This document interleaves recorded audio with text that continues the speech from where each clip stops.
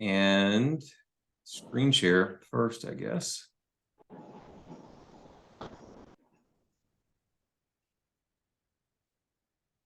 There we go. Parker, I got the right thing up on the screen? Yep. All right, fantastic. All right, well, one of the things that we always love to point out on our inner circle calls is that, we wouldn't be having these calls if it wasn't for our purpose here. And our purpose is to help our clients achieve financial freedom and security.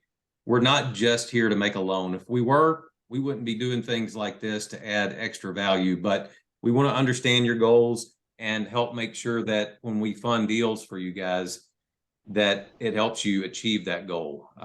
So that's why we're definitely more than a money source. We're a funding partner for our VIP Inner Circle people. So the why, so that's kind of the why behind our company, but why do we do this meeting? Well, we feel that the success in business shouldn't be a hit or miss thing. If you follow a process, you should get some expected results. So when we come together like this, we can help lay out what that process is, get clear on it so that everybody can get good results. Next, we want to help each other follow the process. And then third, for most people that have been in business very long, they know that building the network is one of the very best things that you can do for your business. So we come together here and kind of get some initial, sorry, I'm just letting another couple of people in here.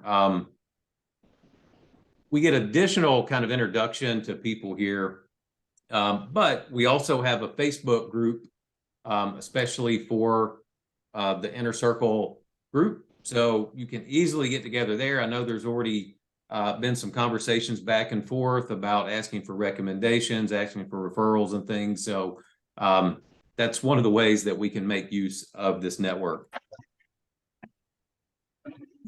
So here's what we typically do for an agenda. We take about 5 minutes here with the welcome introduction, getting everything going.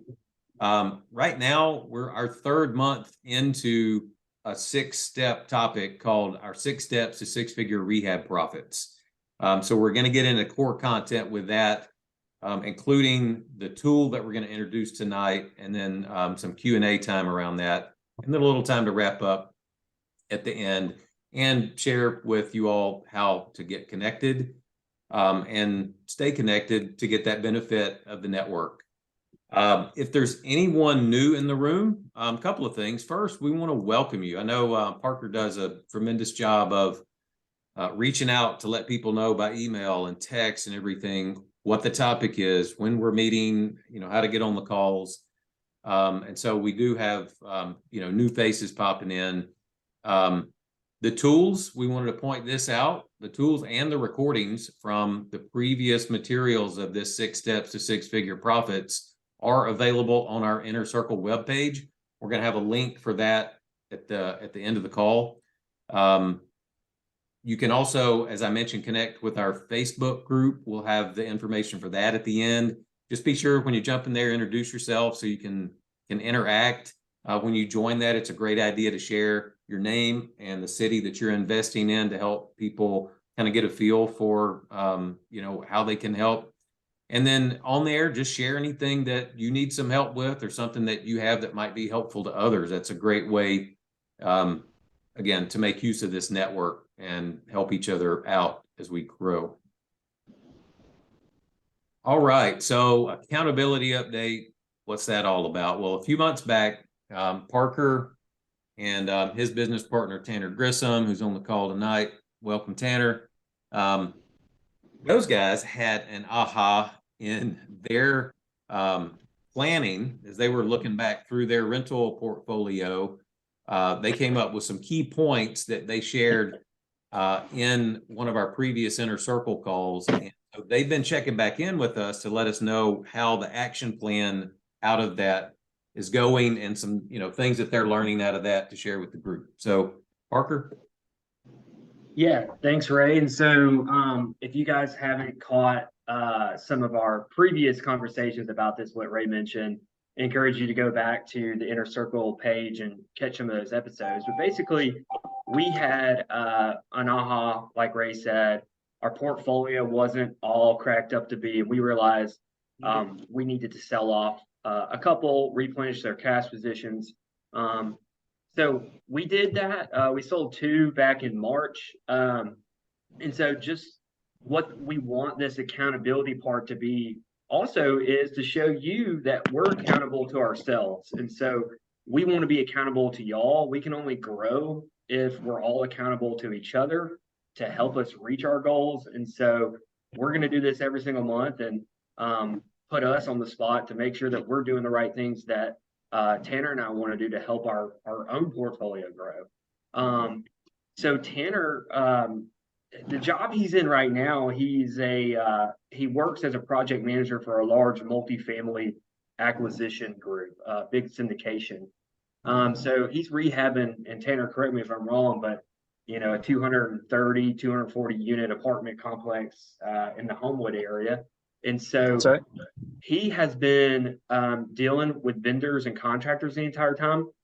And so I've realized this too over the course of the last couple of years, and it really hit home when Tanner and I had a conversation last week, was that, it's all about building your team. And so, here as REI Funding Partners, we're part of your team as a lender, but you've got to have contractors, investor-friendly real estate agents, long-term lenders, closing attorneys who are investor-friendly, this whole thing.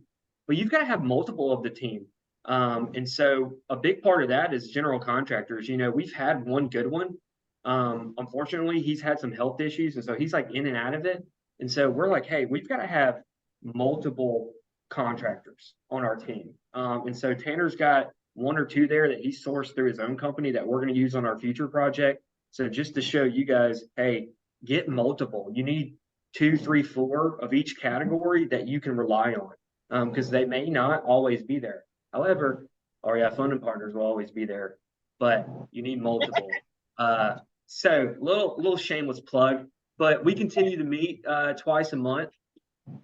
We have an additional rental we're going to sell in June that is here in Tuscaloosa. The tenant moves out May 21st, so we're doing move out inspection. Shouldn't be much. It's a good tenant. Shouldn't be much to turn it over and get it listed on the market. And then I've shared with you guys, myself, I'm currently doing a bird project for my 7-month-old son here in my own neighborhood. I did one for my daughter a couple years ago. And then too, what's great about this network, and while we're in it, a wholesaler, Ken Jackson out of Montgomery, he's not on the call tonight, but he sold me this house in Tuscaloosa. So again, it's all about your network. So I'm about halfway through that project, shooting some cool videos, trying to take you guys along the way. And again, too, I've been posting a lot on our LinkedIn page, so y'all go follow that as well if you do have a LinkedIn. But hopefully I'll be done with that project first to middle part of June, and hopefully I can get the long-term refinance done by the end of June. That's my goal. So there's my accountability update. Refinance. Great update there. And yeah, if anybody haven't seen us yet on LinkedIn, we kind of just started using that. So you guys give us a shout there. We'll give you guys a shout back out there, help each other out. And then I just wanted to mention really quickly, if for anyone that wasn't here before, about those 2 meetings a month, I think one of the helpful things that you guys did with that, Parker, was one of those meetings was kind of looking back to see how things went. And then one of those, you guys were kind of doing proactive looking forward. So I thought that was a really kind of good organized way to have, your meeting structured. So you're getting the review and you're looking ahead in the month. So if anybody didn't catch that, I wanted to make sure they understood what those 2 meetings per month was about. Yeah. All right.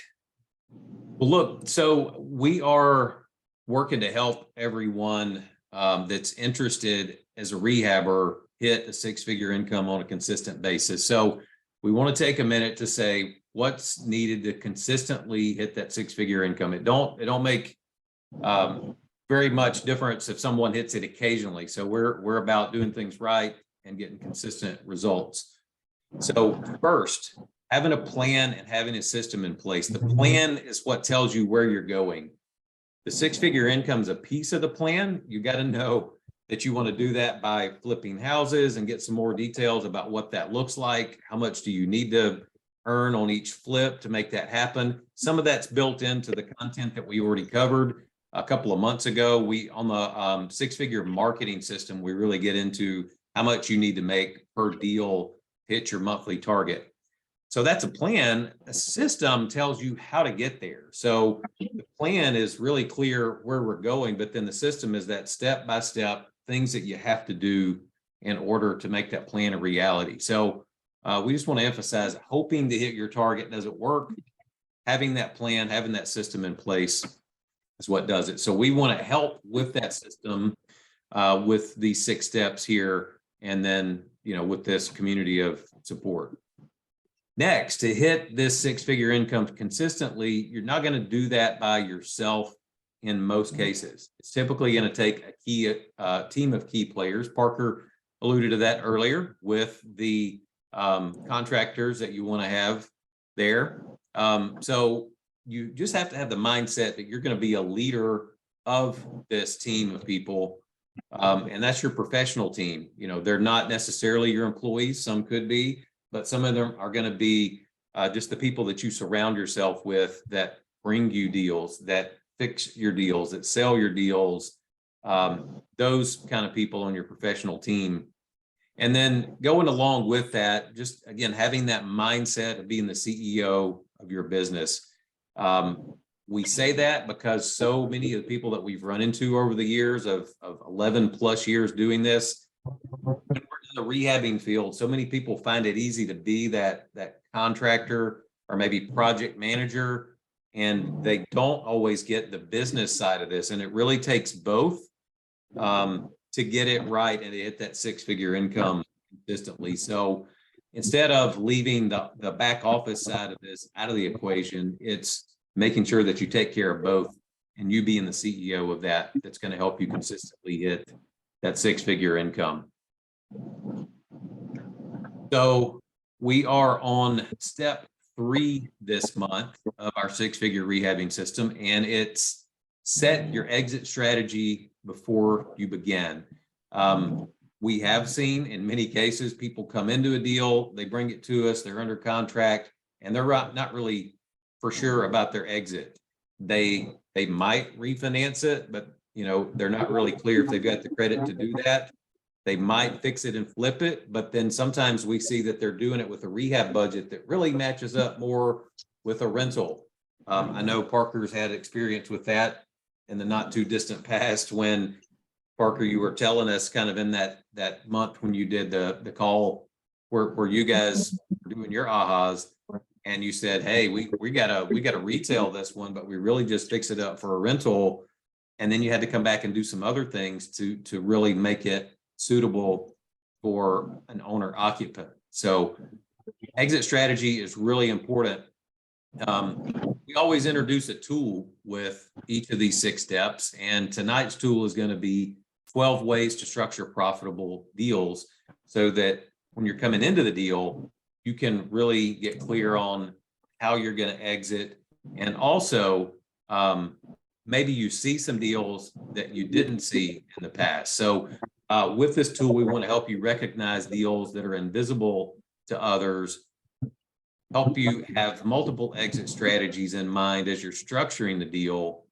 And then you're going to get more deals under contract when you can create win-win deals that work with your seller, and not just something that works for you, but you know, really puts them at a bind. So before we go to the next slide, I wanted to point out what I mean by recognize deals that are invisible to others. What that means is so many times people are just tuned into making that cash offer. You know, you go into the house, you look at it, and it's just, here's what I can offer you for the house, and it's a take it or leave it scenario. Well, in many cases, they can't take it, or they're not willing to take it if it's just that low cash offer. But there are other multiple ways to structure deals.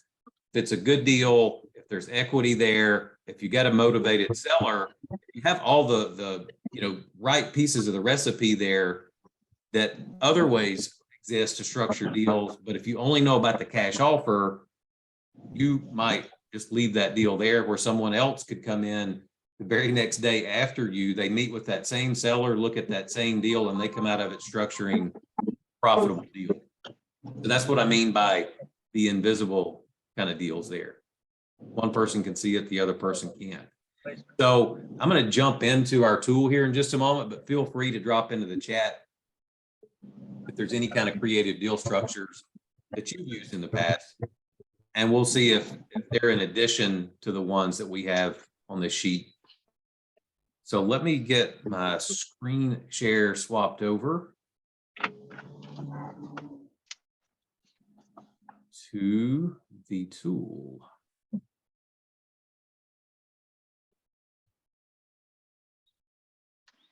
All right.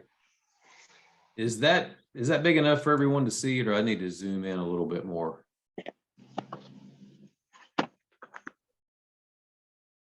All right. I will go with it right there. Then, okay. So these, before we jump into these 12, let me explain a little bit about how this list came to be. So if you've heard about my story of starting up this company, my wife, Gail, and I, we started doing real estate investments back in 2006. We started with buying, fixing, and flipping like many of you guys are doing. Some of those turned into long-term holds. So we learned how to be property managers and do buy, fix, and hold. Along the way, I went to a ton of seminars where I learned how to do owner financing. I learned how to do subject to deals. I learned how to do buying on owner financing and selling on owner financing. All the creative deals, I learned how to do them, and being the kind of curious person I am, I wanted to try all them out. So I have done and tried a ton of different kind of deals, probably even some that are not on here.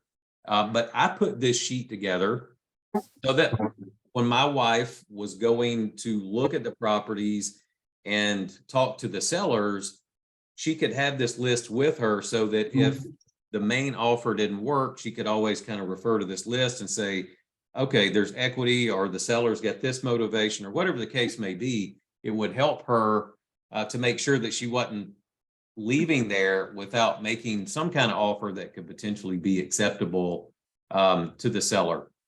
So that's how this list came about. So it's something that we used ourselves when we were actively buying a lot of houses. What I do want to point out with this is, because most of the people on this call are doing fix and flip, and some of the things on here have rental for an exit strategy, I just want to make sure that anything on here doesn't distract you from doing your fix and flips. Some of these things may be helpful tools for a little bit later as you begin to start to buy and hold, or maybe you're doing a mix of that right now. But I'm just saying, if you see something on here and you're like, oh man, that could be so much better than fix and flip, don't do that. Do what you're doing now, do it well, get to that six-figure income, and then roll these things in when they make sense. Some of these are going to be an absolute home run for fix and flip, but again, some of them are really geared for buy and hold. So just know that, and we'll kind of point that out as we go through. In our allotted time, I'm not going to have time to go super deep into any of these, but we want to make sure that you're aware of them. Make sure that you're kind of aware that they exist, when they could apply. If there's any of them that you need to go deeper on, there's definitely trainings out there on all of this stuff, because that's how I learned it. So again, high level overview to make sure you're aware of deals that you could be getting, so you're not leaving money on the table or leaving a deal out there. Top of the list here, we've got owner finance with a first mortgage, our first deed of trust, if anyone on here happens to be in Tennessee, which is a deed of trust state. I know we fund deals in Tennessee as well. So What does that mean? It just means that when you buy the property, you don't have to come maybe to us, REI funding partners. You don't have to go to the bank. You work it out so that the seller or the owner of the property is going to serve as the bank for you, and they're going to hold the mortgage in a first position for that. So the benefit to the seller, you can typically offer them a higher sales price if you don't have to go get outside financing. This general buying criteria, that's probably a decade old. So you would need to refresh that for yourself. You all are going to have access to this tool.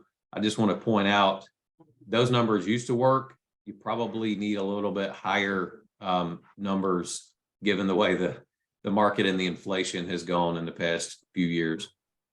And then with the exit strategy for owner finance first, that one is great. It works for a lot of different exits. You can hold it for long-term. If you get long-term owner financing, you can use that owner financing to give you time to do the fix up yourself. If you want to do a fix and flip, in some cases, you can turn around and restructure that and offer owner financing to other people, hold it for rental. So that's one of the best because you have so many different exit strategies available if you do that. The owner finance second, what's the difference there? Very similar to that owner finance first position mortgage, but it means your owner is going to be in second position with their mortgage. So when would that come into play? I happen to have a good example of a deal that we just recently had come across our desk. That'd be a great way to explain that one. The seller on this, well, actually, sorry, this was more of a refi. So what we have the opportunity to do there is the owner of it, wait, I'm getting this all tangled up because it's not going to come out right. It's not a refi, it is a sale. But what they're trying to do, there's going to be one owner. It's a business partnership.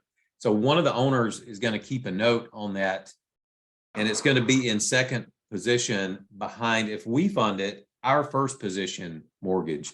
So if you have any kind of a lender, whether it's a private lender like us or a bank, and they come into an owner finance deal, they're not going to go into second position mortgage because typically we as the lender would be bringing in a higher amount.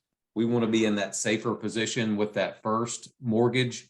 And so the owner may be comfortable leaving part of their money in the deal, but they're in order to do that, it's going to need to be in second position. So that's kind of the difference between that first position. Let me give another quick example because I'm not satisfied with that one example. Another example would be if you were out there, you found a rehab property, the owner was willing to finance it, and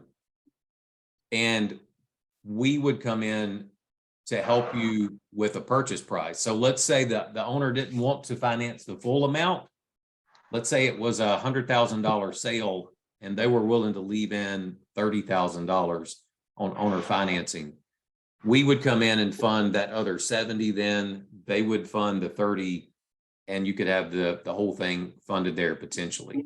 So again, the lender would come in first position, your seller would stay in second position there. So again, that can lead to a higher sales price if you're not having to get the whole amount funded with another lender.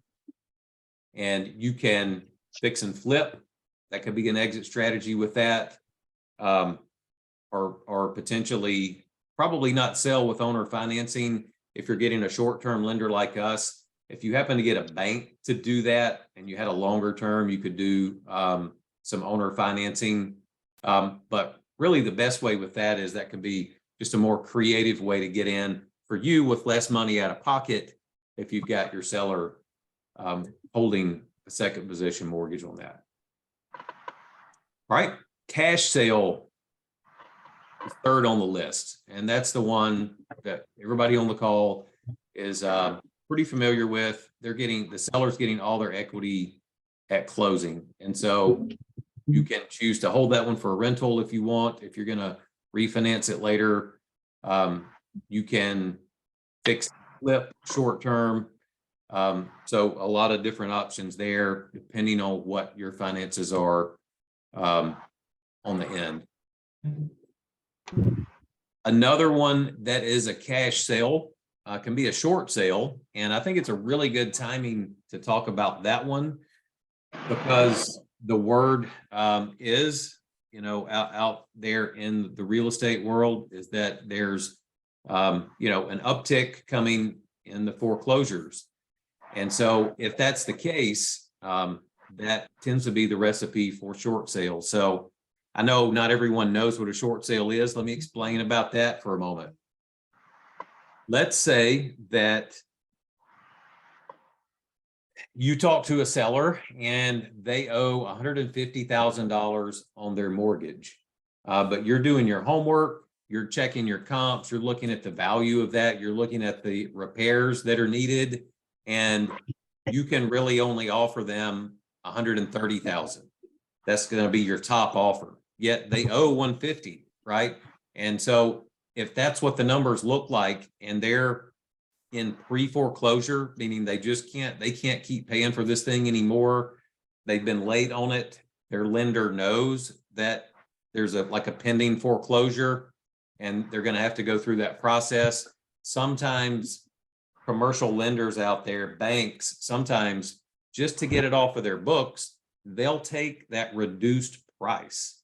So the seller will have to get that confirmed with their lender. There's a little bit of a process there. But if they agree to take $130,000, for example, on a $150,000 loan balance, that's a short sale. That means the bank is taking a loss on their loan balance. They're taking a short amount from what they're owed just to get it off of their books.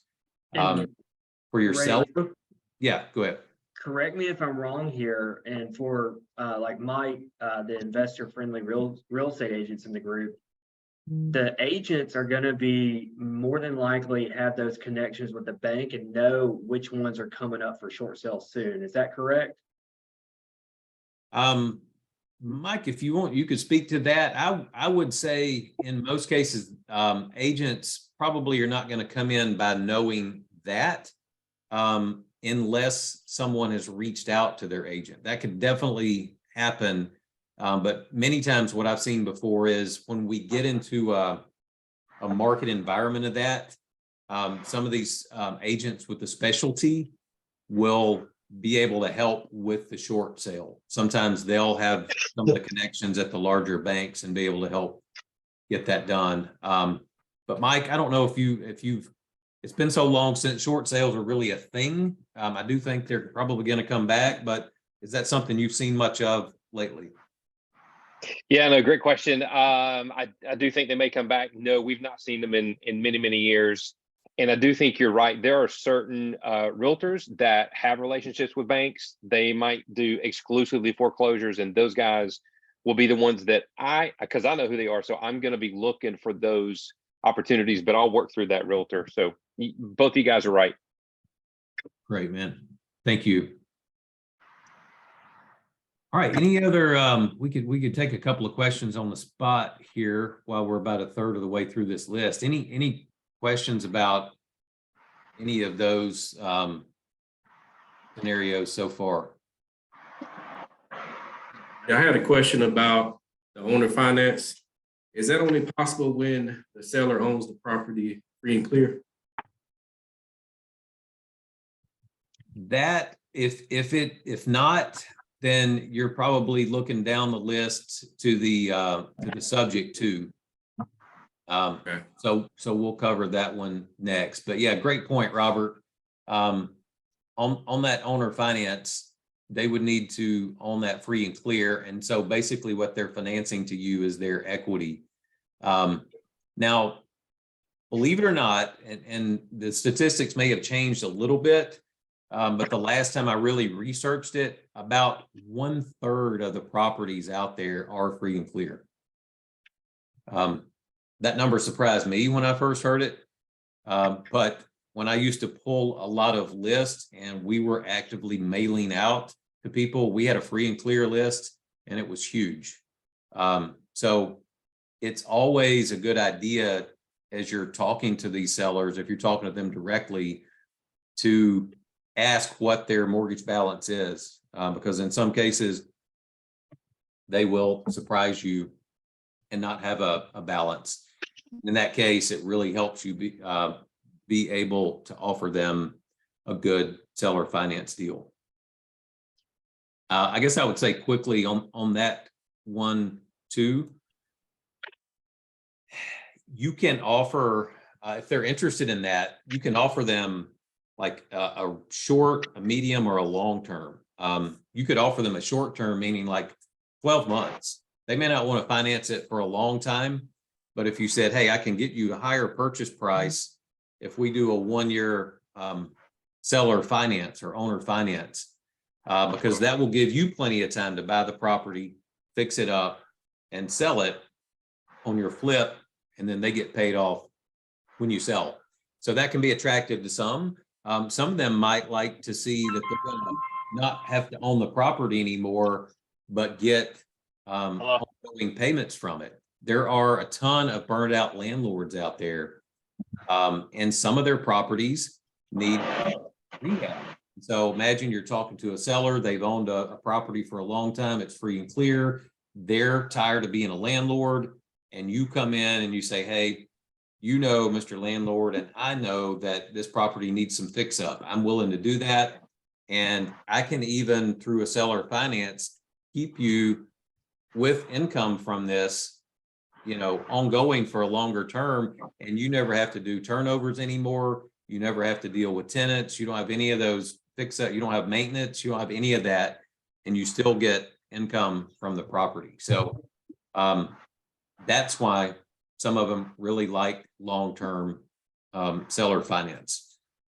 It really comes down to kind of understanding what your seller really wants, what's their pain point, and what you can offer, offer them to help with that. All right, well, let's kind of roll into the next part of the list here. We've got subject to existing mortgage. Probably a lot of you have heard sub 2. You may not have known what it was. We'll talk about that for a moment here. A lot of those are going to be low equity deals. Most of your sellers that I've heard about and ones that I've met in person, if they have a ton of equity, they have other options, and they're not going to be talking to you about taking over their loan. So probably it's going to be a lower equity deal. And what that subject to the existing mortgage means is that the buyer is taking over the existing loan. You're taking over the payments for the borrower. The benefit to the seller there is that they can get out from under those monthly payments and move forward. Just note, if you're doing that, you need to know how that works. You need to know a lot about it, because it's a specialty thing. Pretty much all the mortgages that are out there these days have a clause written into it that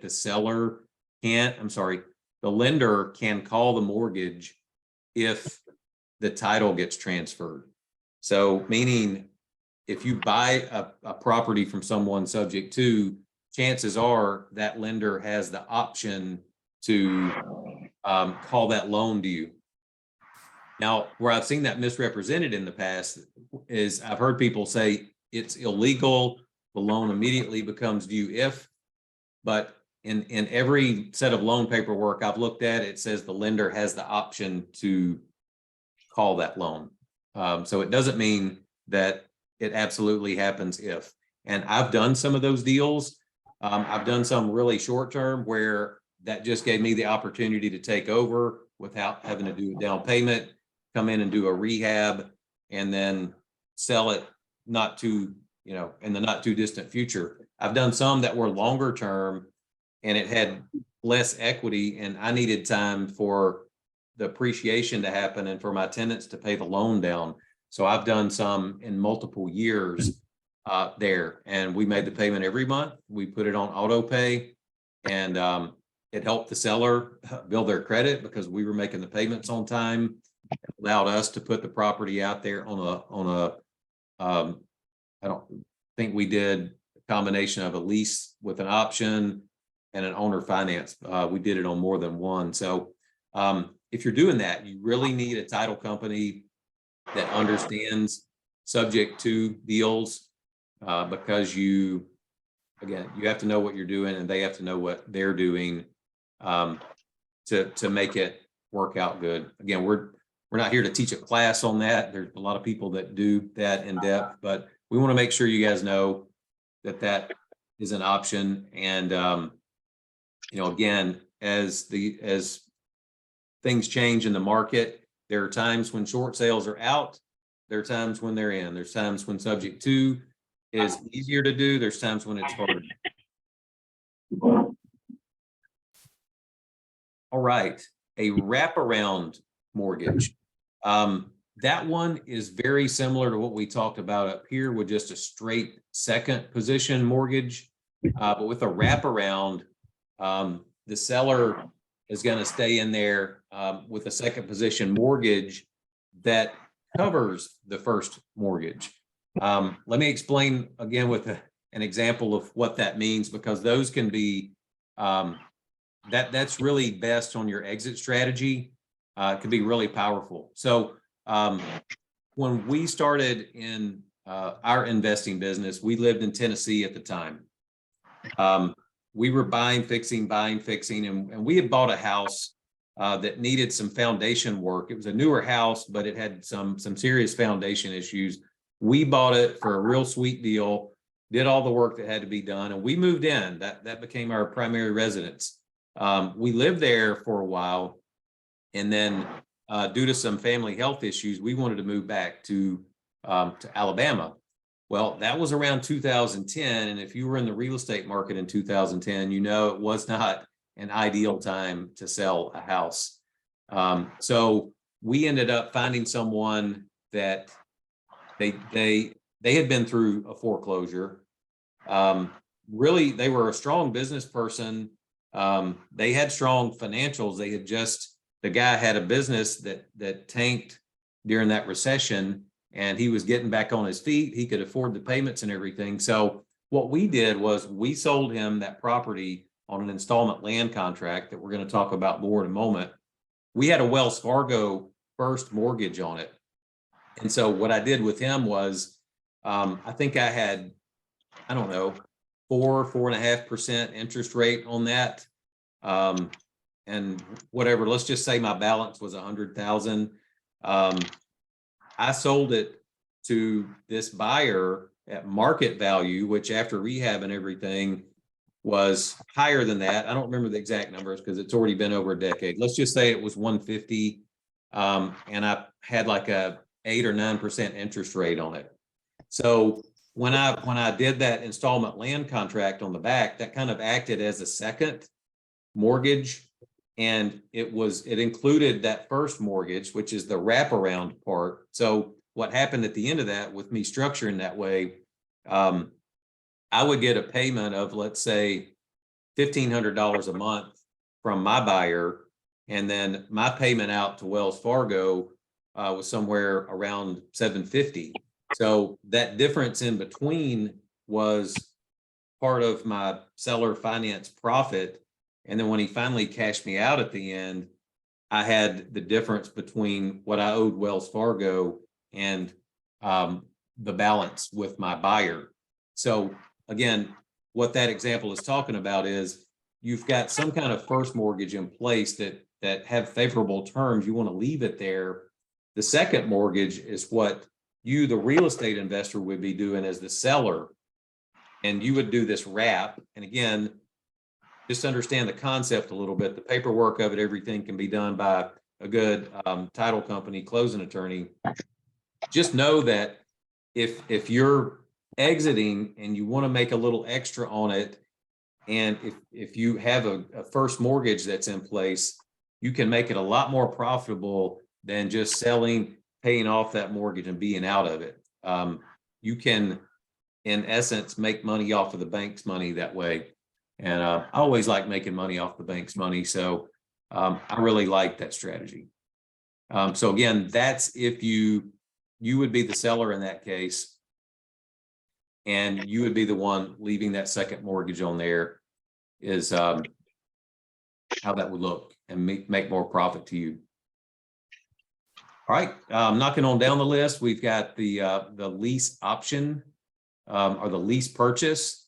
Those are two different things. A lease with an option means, or on your exit strategy, you're giving someone the option to buy the property within a certain time period at a certain price. They don't have to buy it, but they have the option to, and they're going to lease it from you in the meantime while they're working to exercise that option. A lease purchase means they're leasing it, but there's an actual purchase contract in place. It's stronger than a lease option. And so, again, this is mostly on the exit strategy side. You can buy a property like that. You can buy it purchase. I wouldn't recommend buying it on a lease option and then selling on a lease option because, like I said, that option is not really strong. And you could get into a situation where you've sold it to someone on a lease option. Don't come up here to point at something else. Do. Are you coming to me? I'm sorry. Hang Give me a on. hug. Give me a hug. Hey, I might be, let's see. Whoever's talking, do you mind muting real quick? All right. So what I was saying there is if you sell to someone on a lease option and you purchase it on a lease option, they could do everything they needed to do on your buyer side, and then you get ready to actually close and sell it to them. You go back to your seller, and if they don't follow through on their option part, it could leave you stuck with that. So if you want to be in the middle of a deal like that and you can negotiate that with a seller, get something stronger than a lease option. You could get a lease purchase, you could get some owner financing, something like that, and then you could lease option on the end. But again, I won't go deep into that one because that's not a flip strategy. That's more for rental. For an option, that's something that usually could be used if you wanted a wholesale.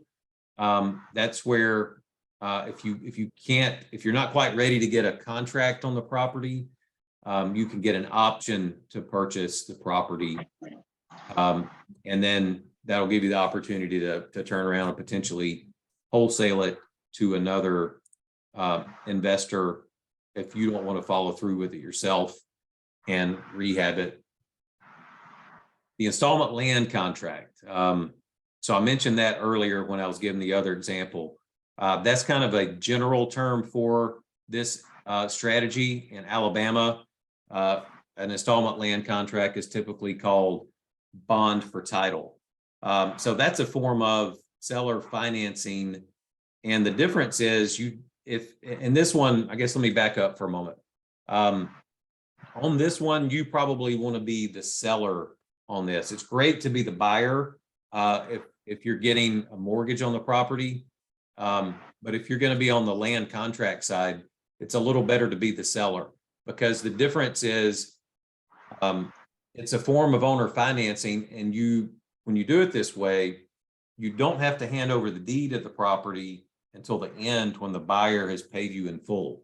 So that you don't end up having to file a mortgage on it, but your protection is you're giving all this credit to someone to buy this house from you. If they maybe don't have good enough credit that makes you feel comfortable, you do an exit strategy like this, and you don't have to deed the property to them if they don't perform. And so there's not a foreclosure there. So again, it's a situation where you're financing it to them, they're making monthly payments to you, but there's not a mortgage when you do an installment land contract. So it just puts you as in this case, the seller in a little bit safer position. A master lease, that's where you're going to go in and again, this is not really so much of a fix and flip one, so I'm going to go shorter on it, but this is where you would go to the seller and negotiate a long-term lease with the ability to sublease it. These have become more popular lately with people doing Airbnb arbitrage, where they're going and putting a property or an apartment sometimes under a long-term lease, and then they have the ability to sublease it, and they're Airbnb-ing it on the other end and making a lot more than they have to pay on the rent to their landlord. But it can also work on a regular single family if that's kind of the deal that you can work out with the seller. Long-term ability to sublease, you rent it out for more than you're having to pay the owner that you're renting it from.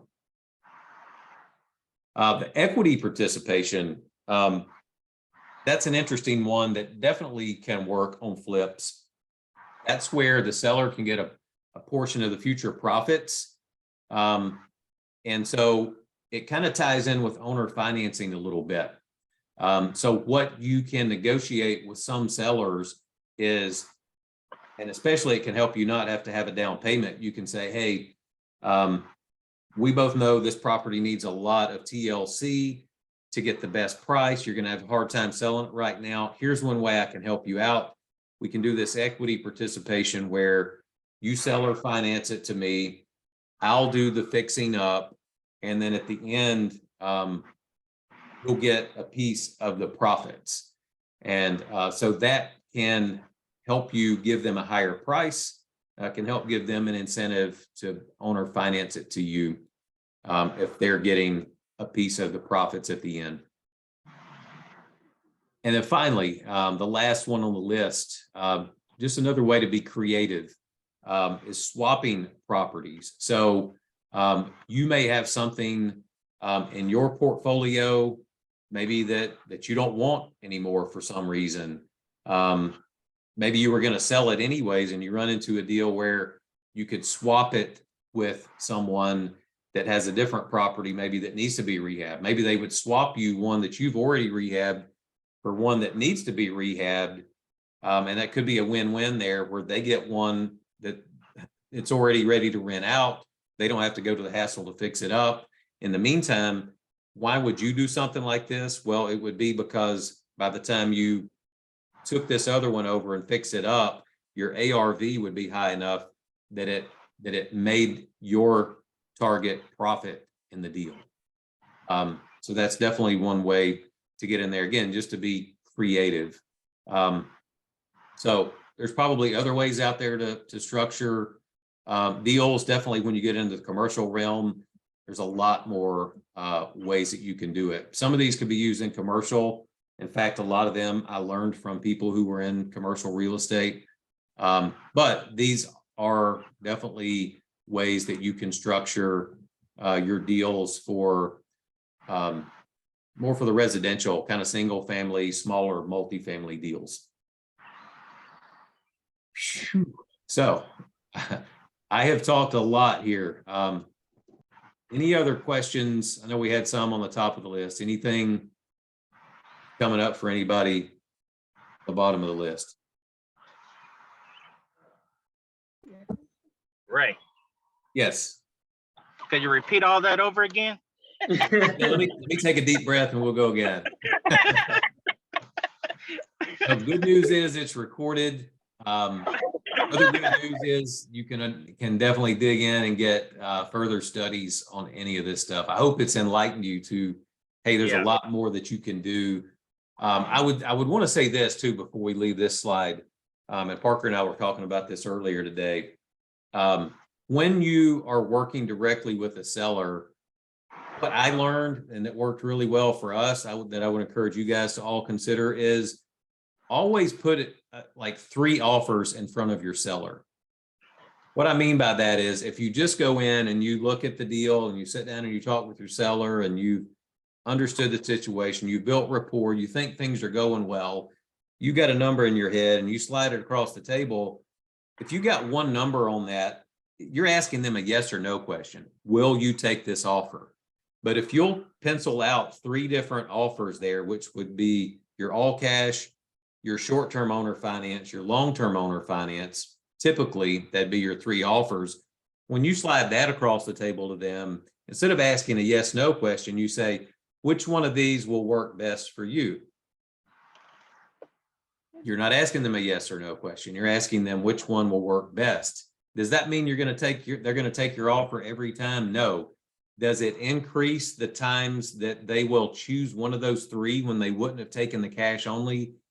Absolutely. I've seen it happen. You're asking them which one of these yeses will you take instead of is this a yes or no?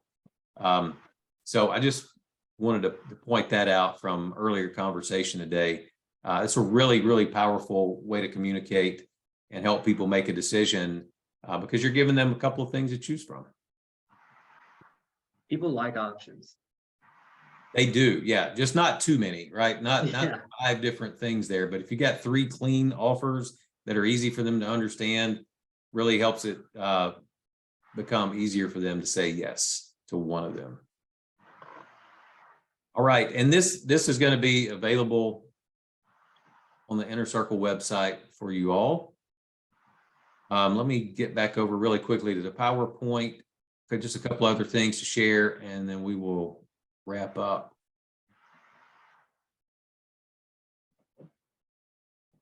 Ray, could I ask you a question about a deal we're in right now before you get off that slide? Yes, let me go back to share that. Okay. I mean, I don't want to take up time on your presentation here. I don't know if the Let's take a couple of minutes. If it's going to be longer, we can always chat outside of this. okay, we're looking at a deal right now. It's a multifamily that the seller has an assumable mortgage, and the interest rate on it is less than what we could get if we were to go out and get a new one today. So we would like to assume that existing mortgage. The problem with it is there's a lot of equity in it still, and it puts us in a position of having to get more gap funding for it. So we'd like the seller to carry a second. In addition to letting us assume the underlying mortgage, we want him to carry a second. Right. So it's not really a subject to, because he's actually relinquishing the loan. It's not really a wrap because it's again, he's not staying on it anymore.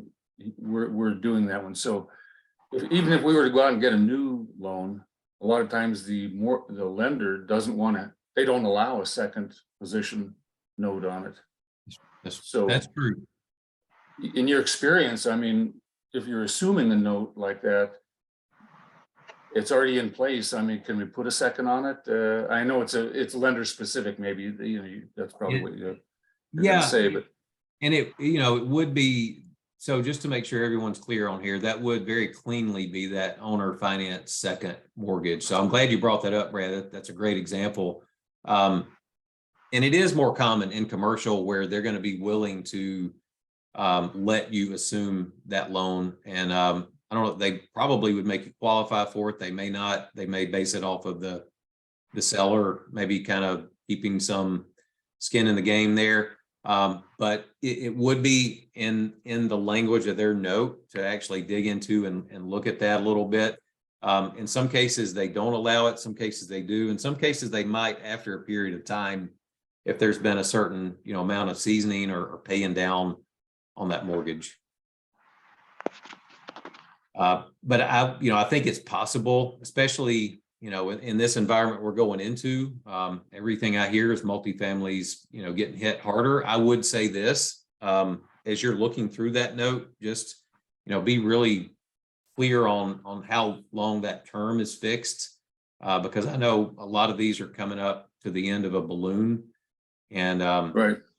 I think some people are going to be in a tough position there. But if you got longer term, and there's not something specific in there that says the second or any kind of subordinate financing is allowed, then you could be, in good shape. Right. Thank you. Yeah, absolutely. Good luck with that one. Okay. Yeah, we'll jump back over here and wrap up. So that was 12 ways to structure deals. That was our May call here. Coming up in June, we're going to take a look at another really important one: staying on budget with your project and staying on time. So we're going to look at a minimum of top 5 best practices of project management.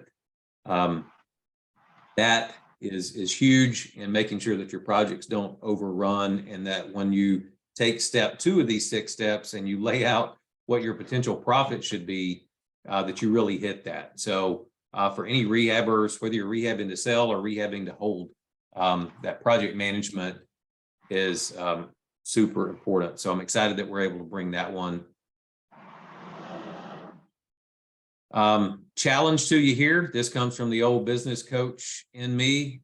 Knowledge alone doesn't get you anything, but knowledge combined with taking action will get you results. The more massive the action, the more massive the results you can expect. So I would highly encourage everyone to pencil down an action that you'll commit to take before our next meeting. And if you are serious about it and you're bold enough, put it out there in the Facebook group for accountability. We'd love to hold you accountable for that and help make sure you take that important action. We want to see you guys get the results. We love to offer chances to stay connected.